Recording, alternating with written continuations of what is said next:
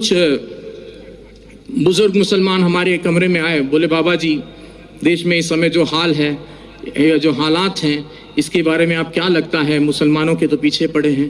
तो मैंने उनसे कहा कि मुसलमान होना अपने आप में गर्व की बात है, मुसलमान होना एक फख्र की बात है, बशर्ते कि वो मुसलमान हो। और मुसलमान से मतलब है मेरा मुकम्मल ईमान वाला, और मुकम्मल ईमान वाला कोई भी हो सकता है, फिर वो चाहे मुस्लिम हो, चाहे सिख हो, चाहे ईसाई हो, या मेरी तरह सनातन धर्म वाला एक मामूली सा अदना सा इंसान हो। तो मुकम्मल ईमान आना जरूरी है, और जब मुकम्मल ईमान आ जाएगा तो मुसलमानों का कोई क्या बाल वाका कर सकता है। कहते हैं कि नूरे हक शमे इलाही को बुझा सकता है कौन, जिसका हामी हो खुदा उसको मिटा सकता है कौन। ना तलवार की धार से, ना गोलियों की बौछार से, रब का बंदा डरता है तो सिर्फ परवरदिगार से, और आपको किसी से डरने की कोई जरूरत नहीं है। एक छोटा सा किस्सा और आपको सुना दूं, कश्मीर की यह सत्य घटना है, हमें हमारे गुरुजी ने सुनाई थी।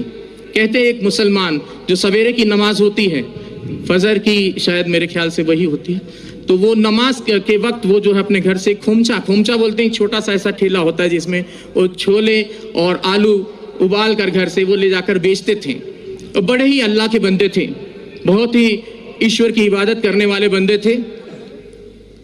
तो वो खोमचा बेचते थे और अल्लाह अल्लाह करते रहते थे। जो आता था उनको जो भी पैसा देता था वो उस पैसे को लेकर वो वहां खत्म कर देते थे मामला। तो वो खोमचा चला लेते थे और दे देते थे किसी को, और कोई भी उनको, अब ऐसे भी लोग थे उस भीड़ में जो उनको खोटा सिक्का देकर चले जाते थे, और वो अल्लाह अल्लाह करने वाले व्यक्ति, उनका ध्यान सिक्के पर ना होकर अपने अल्लाह पर रहता था। ऐसे काफी दिन गुजर गए।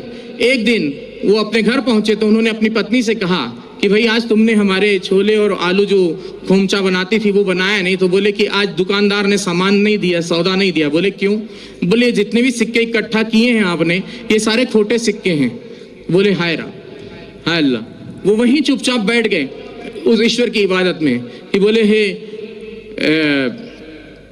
या अल्लाह, ये खोटा सिक्का तेरी दुनिया में तो नहीं चला, क्या मेरे जैसा खोटा सिक्का तुझे कबूल होगा?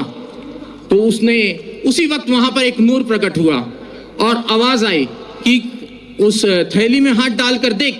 और जब उसने थैली में हाथ डालकर देखा तो वो सारे खोटे सिक्के सोने की अशर्फियों में तब्दील हो गए थे। तो मुसलमान ऐसा होता है जो किसी खोटे सिक्के को भी हाथ लगा दे तो सोने की अशर्फी में तब्दील कर दे। तो इस चीज का ख्याल रखना चाहिए, मुसलमान को किसी से घबराने की जरूरत नहीं है। और मैं पहले से और काफी दिनों से, मुझे एक व्यक्ति ने कहा कि बाबा जी अब आप कलमा पढ़ के मुसलमान हो जाओ। तो मैंने कहा मुझे कलमा पढ़ने की जरूरत नहीं, मैं खुद ही पहले से जन्मजात ही मुसलमान हूँ।